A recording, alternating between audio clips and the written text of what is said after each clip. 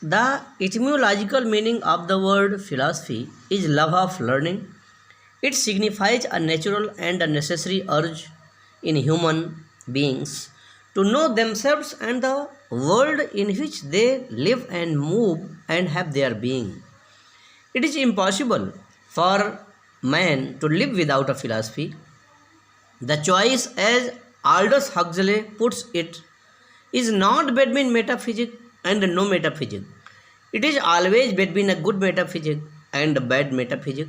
Western philosophy has remained more or less true to the etymological meaning of philosophy in being essentially an intellectual quest for truth. Indian philosophy has been, however, intensely spiritual and has always emphasized the need of practical realization of truth.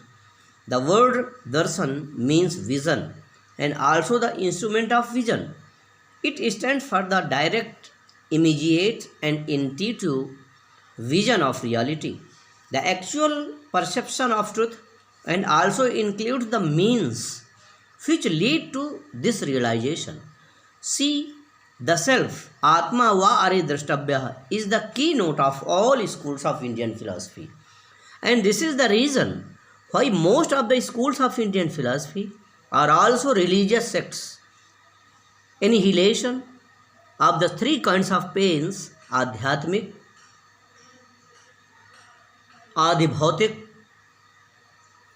and Adhidevik. Natural and extraordinary and realization of supreme happiness is the end, and Sravan, Manan, and Nididhyasan are the means in almost all the schools of Indian philosophy. The Vedas are the oldest extant literary monument of the Aryan minds. The origin of Indian philosophy may be easily traced in the Vedas. Indian philosophy, as an autonomous system, has developed practically unaffected by external influences. Unfortunately, our knowledge of the Vedic period is, even to this day, too meager and imperfect.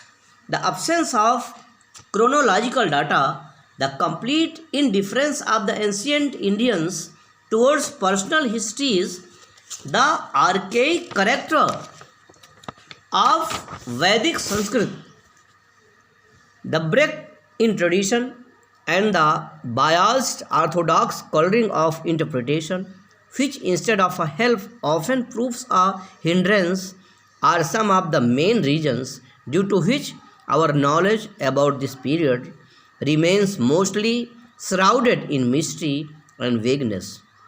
The name Ved knowledge stands for the mantras and the brahmanas. Mantra means a hymn addressed to some god or goddess. The collection of the mantras is called Samhita. There are four Samhitas: Rik, Sam, Yajus, and Atharva. These are said to be compiled for the smooth performance of the Vedic sacrifices.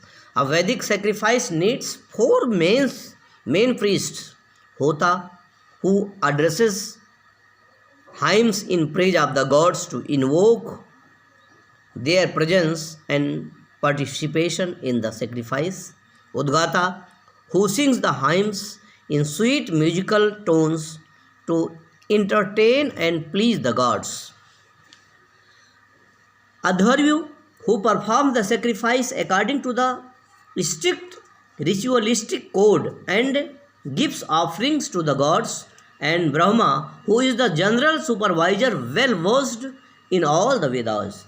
The four Samhitas are said to be compiled to fulfill the needs of these four main priests: Rig for the Hota, Sam for the Udgata, Yajus for the Adharyu, and Athar for the Brahma. Sometimes the Vedas are referred to only as Trai, omitting the Atharva. Rig means a verse, Sam means a song, Yajus means a prose passage. Thus we see that the Samhita Bhag or the mantra portion of the Vedas is the hymnology addressed to the various gods and goddesses. Rig Sangita is regarded as the oldest and also the most important. The rishis of the Vedas are not the authors, but only the seers of the mantras. The Brahmanas, unlike the mantras, are written in prose.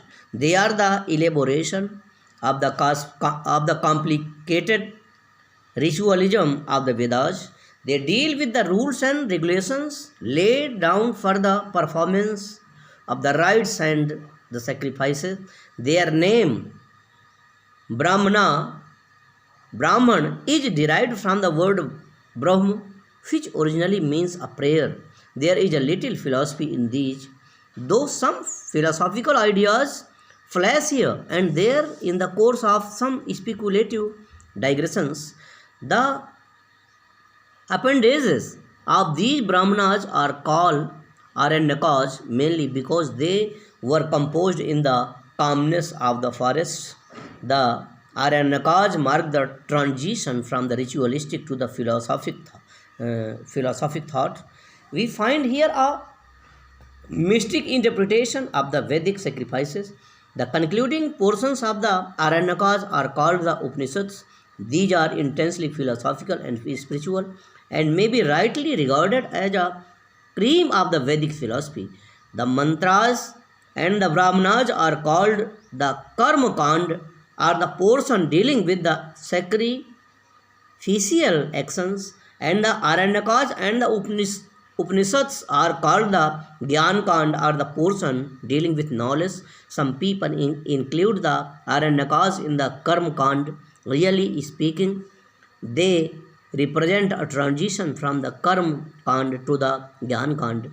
The Upanishads are also known as Vedant, are the end of the Veda. Firstly, because they are literally the concluding portion and the end of the Vedas, and secondly, because they are the essence, the cream, the height of the Vedic philosophy.